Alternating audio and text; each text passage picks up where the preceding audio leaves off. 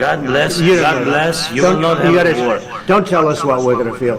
We're trying to solve a problem. Don't tell us what we're going to feel. I'm not telling you. Because I'm you're in no answering all position these to questions. dictate that. That's Remember exactly this. what I'm not You're in dictating. no position to dictate what we're going to feel.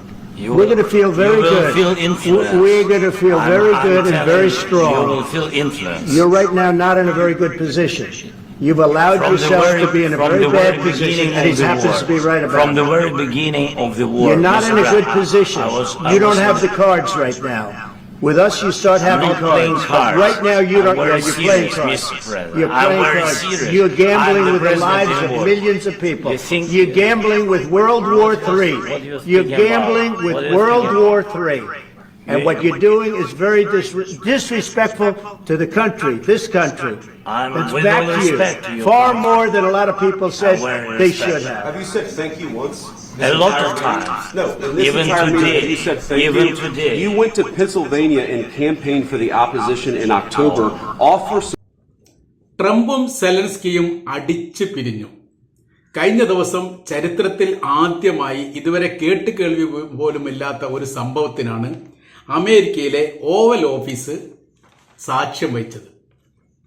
അമേരിക്കയുടെ vice പ്രസിഡന്റും American president ട്രംപും അതോടൊപ്പം തന്നെ ഉക്രൈന്റെ president സെലൻസ്കിയും തമ്മിലുള്ള അഭിമുഖം പരസ്യമായ രീതിയിൽ മറ്റ് ചാനലുകൾക്ക് നൽകിക്കൊണ്ടാണ് ഓവൽ ഓഫീസ് ഇതിന് അനുവാദം നൽകിയത്. ട്രംപ് ഉക്രൈന്റെ പ്രസിഡന്റ് സെലൻസ്കിയെ അമേരിക്ക വിളിച്ചു വരുത്തുകയാണ്. നിലവിലെ യുദ്ധവുമായി ബന്ധപ്പെട്ട കാര്യത്തെക്കുറിച്ച് സംസാരിച്ചുകൊണ്ട് പ്രശ്ന പരിഹാരം ഉണ്ടാക്കാൻ വേണ്ടി ഏറ്റവും ലളിതമായ രീതിയിലും മാന്യമായ രീതിയിലും വിളിച്ചതിന്റെ അടിസ്ഥാനത്തിൽ ഉക്രൈന്റെ പ്രസിഡന്റ് സെലൻസ്കി അവിടെ എത്തുന്നു. എത്തിയതിന് ശേഷം അവർ രൂപം മാറുന്നു, ഭാവം മാറുന്നു, ഗുണ്ടകളെ പോലെ പെരുമാറി എന്നാണ് യഥാർത്ഥത്തിൽ സെലൻസ്കി ട്രംപിനെ കുറിച്ച് പിന്നീട് പരാമർശിച്ചത്. താൻ ജീവൻ കൊണ്ട് ഓടി രക്ഷപ്പെട്ടുന്ന രീതിയിലുള്ള ഒരു അനുഭവം ഉണ്ടായി എന്ന് ചില മീഡിയകളൊക്കെ ഈ വിഷയമായിട്ട് ബന്ധപ്പെട്ട് റിപ്പോർട്ട് ചെയ്യുന്നു. രണ്ട് രാഷ്ട്ര ഭരണാധികാരികൾ ഇത്രയും ക്രൂരമായ രീതിയിൽ പരസ്പരം അങ്ങോട്ടും ഇങ്ങോട്ടുമൊക്കെ തെറി വിളിച്ചും ഭീഷണിപ്പെടുത്തിയും സംസാരിക്കുന്നത് ചരിത്രത്തിൽ ആദ്യമായിട്ടാണ്. മീഡിയക്കാർക്കൊക്കെ ഇതൊരു അത്ഭുതമായിരുന്നു. എന്തൊക്കെയാ കാണാൻ പോകുന്നത്, എന്തൊക്കെയാ കണ്ടുകൊണ്ടിരിക്കുന്നത്. ഒരു ഭാഗത്ത് ഏറ്റവും ലോകശക്തിയായിരിക്കുന്ന അമേരിക്കയുടെ പ്രസിഡന്റ് കൂടെ വൈസ് പ്രസിഡന്റും, അതോടൊപ്പം തന്നെ അവരുടെ സഖ്യ കക്ഷികളെന്നും സൗഹൃദ കക്ഷികളെന്നും യുദ്ധവുമായി ബന്ധപ്പെട്ട് എല്ലാ രീതിയിലും സാമ്പത്തിക സഹായം നൽകിയിരിക്കുന്ന രാജ്യമായിരിക്കുന്ന ഉക്രൈന്റെ പ്രസിഡന്റ്. ഈ ഉക്രൈന്റെ പ്രസിഡന്റിനെ ഞെരുക്കി മെരുക്കി കൊല്ലുന്ന രീതിയിലുള്ള പ്രവൃത്തി അമേരിക്കയുടെ ഭാഗത്തു നിന്ന് ഉണ്ടായത് ലോകത്താകമാനം വിമർശനത്തിന് വഴിതെളിച്ചിരിക്കുന്ന കാര്യമാണ്. പറയുന്ന കാര്യം ട്രംപ് അവരുമായിട്ട് ഉക്രൈൻ പ്രസിഡന്റുമായിട്ട് തെറ്റുന്നു എന്നിട്ട് പറയുന്ന കാര്യം $100 ബില്യൺ അമേരിക്ക ഉക്രൈന് നൽകിയിട്ടുണ്ട് യുദ്ധവുമായി ബന്ധപ്പെട്ട്. എന്നാൽ അത്രയൊന്നും ഇല്ല എന്നുള്ളതാണ് പറയുന്നത്. ബൈഡന്റെയും ഉക്രൈൻ പ്രസിഡന്റിന്റെയും അഭിപ്രായത്തിൽ ഏകദേശം $100 ബില്യൺ നൽകിയിട്ടുണ്ട്. എന്നാൽ ട്രംപ് പറയുന്നത് 100 അല്ല നൽകിയത്, $350 ബില്യൺ ആയുധങ്ങളോ സാമ്പത്തിക സഹായം നൽകിയിട്ടുണ്ട്. അത് ഞങ്ങൾക്ക് തിരിച്ച് റിട്ടേൺ വേണം. അതിന് പലിശ അടക്കം $500 ബില്യൺ നൽകാനുണ്ടാവും. അത് ഉക്രൈൻ അമേരിക്കക്ക് നൽകേണ്ടതാണ്. അല്ലെങ്കിൽ അതിന് പകരമായിട്ട് ധാതു സമ്പത്ത് ഞങ്ങൾക്ക് തരണം.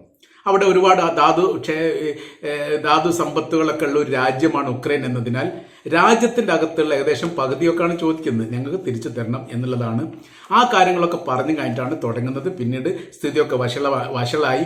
അതിനുശേഷം പിന്നെ ട്രംപിന്റെ ഭാവങ്ങളും രൂപങ്ങളും മാറി. പിന്നെ അദ്ദേഹം പറയുന്നത് എങ്ങനെയാണ്, തങ്ങളുമായിട്ട് അഭിമുഖം നടത്തുന്ന സമയത്ത് മാന്യമായിരിക്കുന്ന വേഷം ധരിച്ച് വേണം ഒരു പ്രസിഡന്റ് വരേണ്ടത്. സാധാരണഗതിയിൽ ഉക്രൈൻ പ്രസിഡന്റ് സെലൻസ്കിയുടെ വേഷം എന്ന് പറഞ്ഞാൽ ടീഷർട്ട്, ഫാന്റ്, അത് മാത്രമാണ് അതിൽ ധരിക്കാറുള്ളത്. ഏത് മേഖലയിൽ പോയാലും ഈ കോട്ടും ടൈയും ഇട്ട് നടക്കുന്ന ഒരു രീതി, ഒരു സ്വഭാവം അദ്ദേഹത്തിനില്ല. ആ രാജ്യത്താണെങ്കിലും മറ്റൊരു രാജ്യത്താണെങ്കിലും അയാൾ മറ്റുള്ള അന്താരാഷ്ട്ര വേദിയിലൊക്കെ മറ്റു രാഷ്ട്ര ഭരണാധികാരികളെ സംബോധന ചെയ്യുന്ന സമയത്തൊക്കെ അയാളുടെ വേഷം എന്ന് പറഞ്ഞാൽ ഇതാണ്. അമേരിക്കയിലേക്ക് വരുന്ന സമയത്ത് നിങ്ങൾ വേഷം മാറിയിട്ട് കോട്ടും ടൈയൊക്കെ ഇട്ട് മാന്യമായിരിക്കുന്ന വേഷം ധരിച്ച് വരണം എന്ന് തുടങ്ങുന്ന എന്നാണ് അതുമായിട്ട് ബന്ധപ്പെട്ടുള്ള വിമർശനത്തിന്റെ ആദ്യഘട്ടം തുടങ്ങുന്നത്. പിന്നീട് ഞങ്ങൾ പറയുന്ന സ്ഥലത്ത് ഒപ്പിടുക എന്നുള്ളത് മാത്രമാണ് നിങ്ങളുടെ പണി. ഒരുപാട് കാര്യങ്ങളൊന്നും സംസാരിക്കേണ്ട കാര്യമല്ല. ഉക്രൈന്റെ പ്രസിഡന്റായിട്ട് നിലനിൽക്കണമെങ്കിൽ ചില കാര്യങ്ങളൊക്കെ അമേരിക്ക പറയുന്നത് അംഗീകരിക്കേണ്ടി വരും. പിന്നെ രണ്ടാമത് പറയുന്നത്, രാജ്യത്തിന്റെ പകുതി കൊടുക്കാൻ വേണ്ടി പറഞ്ഞാൽ നിങ്ങൾ കൊടുക്കുകയാണ് വേണ്ടത്, കൊടുക്കില്ല എന്ന് പറയാനുള്ള അധികാരവും കാര്യങ്ങളും നിങ്ങൾക്കില്ല. കാര്യം ആ രാജ്യത്തെ സംരക്ഷിക്കാൻ ഞങ്ങളില്ലെങ്കിൽ നിങ്ങൾക്കൊരിക്കലും നടക്കില്ല, തകർന്ന് തരിപ്പണമായി പോകും എന്ന രീതിയിൽ ഒരു ഭീഷണി സ്വരത്തിൽ പറഞ്ഞു എന്ന് മാത്രമല്ല, ചെന്നായകളെ പോലെ കടിച്ചു കീറുന്ന പ്രവൃത്തിയിലും സ്വഭാവ രീതിയിലുമാണ് തന്നോട് പെരുമാറിയത് എന്നുള്ള പരാമർശം പിന്നീട് പുറത്തു വരികയും ചെയ്തു. അപ്പോൾ സർവ മേഖലയിലും പരാജയമുണ്ടാകുന്ന ഒരു സാഹചര്യം അമേരിക്കയാൽ തന്നെ സൃഷ്ടിക്കപ്പെടുന്ന ഒരു സാഹചര്യമാണ് ഇപ്പോൾ അമേരിക്കയുടെ പ്രസിഡന്റ് ഭാഗത്തുനിന്ന് വന്നത് എന്നുള്ള തരത്തിലാണ്. ആയുധം നൽകാതിരിക്കുക, നൽകിയ സാമ്പത്തികപരമായ സഹായങ്ങൾ തിരിച്ചു ചോദിക്കുക. കാരണം യുദ്ധം അവസാനിച്ചിട്ടില്ല. യുദ്ധം ഇപ്പോഴും അതിന്റെ ആദ്യഘട്ടത്തിലുള്ള സാഹചര്യത്തിന്റെ തുടർച്ച തന്നെ ഇപ്പോഴും നടന്നുകൊണ്ടിരിക്കുകയാണ്. അതിന്റെ ഘട്ടത്തിലൊക്കെ ഇപ്പോൾ ഒരു യുദ്ധമുഖത്തുള്ള ഒരു രാജ്യത്തോട് നൽകിയ സഹായം തിരിച്ചു ചോദിക്കുന്ന സമയത്ത് ഉക്രൈൻ ഒരിക്കലും കൊടുക്കാൻ കഴിയില്ല എന്നുള്ള ഉറപ്പാണ്. അപ്പോൾ ഇപ്പോൾ നിലവിലെ സാഹചര്യം റഷ്യക്ക് അനുകൂലമായ രീതിയിൽ നിലപാടെടുത്തുകൊണ്ട് ഉക്രൈനെ ശത്രുവായിട്ട് കണ്ടിട്ടുള്ള പെരുമാറ്റം രീതിയുമാണ്. അങ്ങനെയൊക്കെ ആണെങ്കിലും ഉക്രൈന്റെ പ്രസിഡന്റ് വളരെ കൃത്യമായ രീതിയിൽ നിലപാടെടുത്തുകൊണ്ട് താൻ രാജ്യത്തോടൊപ്പമാണെന്നും അതിൻ്റെ നിലപാടിനോടൊപ്പം മാത്രമേ നിൽക്കൂ എന്നുള്ളതും അമേരിക്കയുടെ പ്രസിഡന്റ് ട്രംപിന്റെ മുഖത്ത് നോക്കി പറഞ്ഞു എന്നുള്ളത് ലോകമാകമാനമുള്ള മീഡിയക്കാർ പ്രശംസിച്ച ഒരു കാര്യമാണ്. ഭയന്ന് വരച്ചിട്ട് തല കുനിച്ചിട്ട് ഒപ്പിട്ട് പോന്നിട്ടൊന്നുമില്ല. കാര്യങ്ങൾ പറഞ്ഞ് തീർത്തുകൊണ്ട് പോന്നതാണ്. മറ്റൊരു രീതിയിൽ ഇങ്ങനെ പറയുന്നുണ്ട്, ഓവൽ ഓഫീസിൽ നിന്ന് ഇറങ്ങിപ്പോകണമെന്ന് ട്രംപ് ഈ ഉക്രൈൻ്റെ പ്രസിഡന്റിനോട് പറഞ്ഞു എന്ന തരത്തിലാണ്. അപ്പോൾ വിളിച്ചു വരുത്തിയിട്ട് അപമാനിക്കുന്ന രീതിയിലാണ് കാര്യങ്ങൾ പോകുന്നത് എന്ന തരത്തിൽ.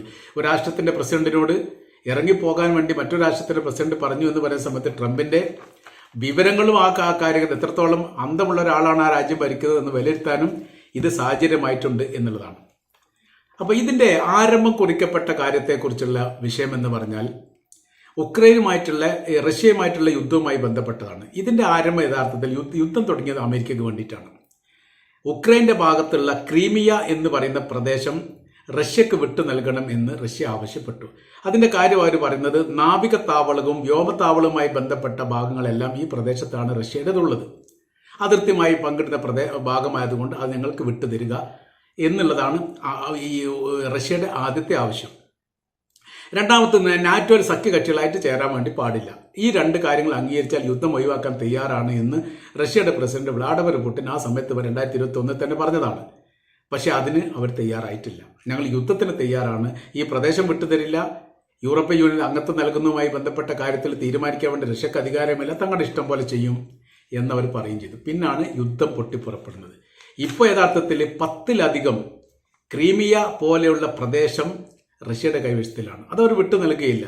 അവരുടെ പ്രദേശം അവരെടുത്തുകൊണ്ട് പ്രശ്നം പരിഹരിക്കണമെന്നാണ് ട്രംപ് വരെ പറയുന്നത്. അവരുടെ കൈവശത്തിൽ ഇപ്പോൾ ഏതൊക്കെ സ്ഥലമുണ്ടോ അത് അവർക്ക് കൊടുക്കുക, ബാക്കിയുള്ള സ്ഥലം നിങ്ങൾ ഭരിക്കുന്ന രീതിയിലുള്ള സംവിധാനം ഉണ്ടാവുക, പിന്നെ ഞങ്ങൾ കടം വിടുക, കടം 500 ബില്യൺ അത് തരിക, അതല്ലെങ്കിൽ അതിനനുസരിച്ചുള്ള ധാതു സമ്പത്ത് പകരമായിട്ട് തരിക. രാജ്യത്തിൽ മൊത്തമുള്ള ധാതു സമ്പത്തിന്റെ പകുതിയോളം വരും. ഈ തരത്തിലാണ് ഒരു തെരുവ് ഗുണ്ടയുടെ സ്വഭാവ രീതികൾ പെരുമാറിക്കൊണ്ട് ട്രംപ് ഉക്രൈന്റെ പ്രസിഡന്റുമായിട്ട് സംസാരിച്ചത് എന്ന തരത്തിലുള്ള വിമർശനങ്ങളാണ് ഇപ്പോൾ സർവ്വ മേഖലയിൽ ഉയർന്ന് പൊന്തിയിരിക്കുന്നത്. അപ്പോൾ ഉക്രൈനെ സംബന്ധിച്ചിടത്തോളം ഇനി ഭാവി എന്താവും എന്നുള്ള കാര്യത്തെക്കുറിച്ചും വലിയ ചർച്ചകളും വലിയ ആകാംക്ഷയും ഈ വിഷയമായിട്ട് ഇപ്പോൾ നിലനിൽക്കുന്നു. ഭാവി എന്ന് പറയുന്ന സമയത്ത് ഉക്രൈൻ എന്ന് പറയുന്ന രാജ്യത്തെ പൂർണ്ണമായിരിക്കുന്ന സഹായം മറ്റൊരു രാജ്യത്തിൻ്റെത് ഇല്ലാതെ നിലനിൽക്കാൻ പറ്റില്ല. ഇതുവരെ യൂറോപ്യൻ യൂണിയൻ സഹായിച്ചിട്ടുണ്ട്, അമേരിക്ക വലിയ രീതിയിൽ സഹായിച്ചിട്ടുണ്ട്. ഓരോരോ ബജറ്റിലും ഉക്രൈന് വേണ്ടി പ്രത്യേകമായിരിക്കുന്ന സാമ്പത്തികം ഈ ബൈഡൻ നീക്കി വെക്കാറുണ്ട്. അങ്ങനെ അവരിലേക്ക് ആയുധങ്ങൾ എത്തിക്കുന്ന സംവിധാനത്തിൽ വലിയ താല്പര്യം കാണിക്കാറുണ്ട്. പ്രതിപക്ഷം അയക്കുന്ന സമയത്ത് തന്നെ ട്രംപ് അതിനെ വിമർശിക്കാറുണ്ട്. അങ്ങനെ പോകുന്നു അമേരിക്കയുടെ രാഷ്ട്രീയം. സ്ഥിതി കാര്യങ്ങൾക്കൊക്കെ ഇത്രയും വലിയ മാറ്റങ്ങൾ ഉണ്ടായി എന്ന് പറയുന്നത് ട്രംപ് അധികാരത്തിലേറിയതോടുകൂടി റഷ്യയുമായിട്ടുള്ള സഹകരണമാണ്. അത് ഏറ്റവും വലിയ ലോകത്തിലെ ഏറ്റവും വലിയ സൈനിക ശക്തികളാണ് റഷ്യയും അമേരിക്കയും. ഇവരൊരിക്കലും ഒന്നിക്കാറില്ല. രണ്ടാം ലോക യുദ്ധത്തിന് ശേഷം ഞാനാണ് മേൽക്കൈ നേടേണ്ടത് എന്ന ഒരു തന്നിഷ്ട സ്വഭാവമാണ് അമേരിക്ക എടുത്തത്. അന്ന് സോവിയറ്റ് യൂണിയൻ അങ്ങനെയൊക്കെ തന്നെയാണ്. സോവിയറ്റ് യൂണിയൻ തകരാൻ വേണ്ടി അഫ്ഗാനിസ്ഥാൻ അടക്കമുള്ള രാജ്യത്തിലെ മുജാഹിദുകൾ പോരാളികളുമായി ബന്ധപ്പെട്ട് വലിയ രീതിയിലുള്ള സാമ്പത്തികം ഇറക്കുമതി ചെയ്തത് അമേരിക്കയാണ്. അൽഖ്വയ്ദയെ വളർത്തിയെടുത്തത് അമേരിക്കയാണ് എന്ന് തന്നെ പറയപ്പെട്ടിട്ടുണ്ട്. അമേരിക്കയുടെ പ്രസിഡന്റായിരിക്കുന്ന ബുഷിന്റെ സുഹൃത്താണ് കൊല്ലപ്പെട്ട അൽഖ്വയ്ദ ഭീകരവാദിയുടെ നേതാവായിരിക്കുന്ന ഉസാമ ബിൻ ലാദൻ എന്ന് ഇതിനിടയിലൊക്കെ പത്രത്തിൽ വന്നതാണ്. അപ്പോൾ ഭീകരവാദികളുമായിട്ട് ബന്ധമുണ്ട് എന്നൊക്കെ പറഞ്ഞിട്ടുണ്ട്. അതിന്റെ യാഥാർത്ഥ്യം എന്താണെന്ന് ഇപ്പോഴും പുറത്തു വന്നിട്ടില്ല. മീഡിയക്കാർ അവരുടെ അഭിപ്രായം പറഞ്ഞതാണോ എന്നുള്ള കാര്യം അറിയില്ല. ഏതായിരുന്നാലും നിലവിൽ സാഹചര്യം എന്ന് പറയുന്നത് ഇപ്പോൾ യൂറോപ്യൻ യൂണിയൻ കുടുങ്ങിയിരിക്കുകയാണ്. യൂറോപ്യൻ യൂണിയൻ ഏത് തരത്തിൽ നീങ്ങണം എന്നുള്ള കാര്യത്തിൽ അവർ പ്രയാസപ്പെടുന്നു. അമേരിക്ക ഏറെക്കുറെ ഒടക്കിയിരിക്കുന്നു. ഉക്രൈനുമായിട്ട് സഹായിക്കാൻ വേണ്ടി താല്പര്യമില്ല എന്ന് മാത്രമല്ല, അതോടൊപ്പം തന്നെ അവർ നൽകിയിരിക്കുന്ന സമ്പത്ത് തിരിച്ചു ചോദിക്കുകയും ചെയ്തിട്ടുണ്ട്.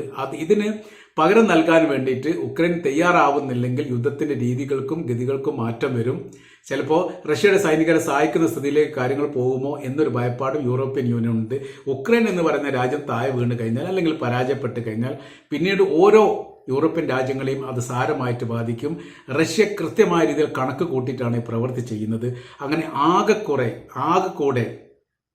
അങ്കലാപ്പിലും പ്രയാസത്തിലും ബുദ്ധിമുട്ടിലുമായിരിക്കുന്ന ഒരു സ്ഥിതിയിലേക്ക് യഥാർത്ഥത്തിൽ ഉക്രൈൻ റഷ്യൻ യുദ്ധം മാറിയിരിക്കുകയാണ്. ഇതിനോടനുബന്ധിച്ച് 200-ലധികം മിസൈലുകൾ റഷ്യ ഈ അവസരം ഉപയോഗിച്ചുകൊണ്ട് ഉക്രൈനിലേക്ക് തൊടുത്തുവിട്ടതായിരിക്കുന്ന വിവരങ്ങളും പുറത്തു വന്നു. വലിയ നാശങ്ങളും വലിയ നഷ്ടങ്ങളും ഉണ്ടായിട്ടുണ്ട് ഉക്രൈന് എന്നുള്ളതും. ഉക്രൈന് അതിന് സമാനമായിരിക്കുന്ന തിരിച്ചടി നൽകാൻ വേണ്ടി സാധിച്ചിട്ടില്ല.